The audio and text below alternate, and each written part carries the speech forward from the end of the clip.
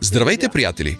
Днес снимаме второто си видео от цикъла видеа, посветени на използването на пробиотици от фирма Крисал за обработка на вимето. И това видео ще бъде посветено на различните грешки, допускани при използването на препаратите. Кое в крайна сметка води до снижение на ефективността и увеличаване количеството на соматичните клетки? И главно, зачестяване на случаите с клиничен мастит. Нека разгледаме тези грешки.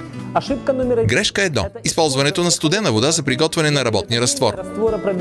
Това води до ситуация, в която не всички бактерии се активизират и не работят. Грешка номер 2. Използването на прекалено гореща вода. Температура по-висока от 60 градуса убива пробиотичните бактерии. Най-добре е да се използва преварена или охладена до 40 градуса вода.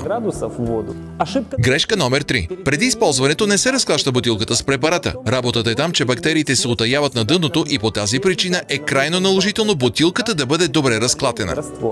Грешка номер 4. Измерването на количеството концентрат на око без необходимите за това прибори. Това може да доведе до недостатъчна концентрация, която няма да може да контролира бактериалния фонд върху вимето, а прекалено високата концентрация ще доведе до изсушаване на кожата му.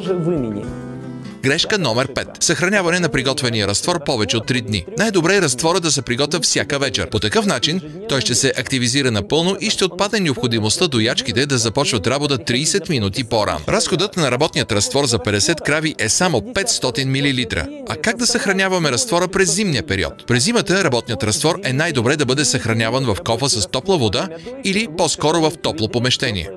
Това бяха грешките, допускани при подготовката и съхраняването на работния разтвор. В следващото ни видео ще ви покажем грешките при непосредственото използване на пробиотичните препарати на фирма Крисал. Приятели, оставяйте своите коментари, споделите своя опит и пазете своите животни. Здравите животни дават повече. Посетете видеоканала на EcoCleaner в YouTube.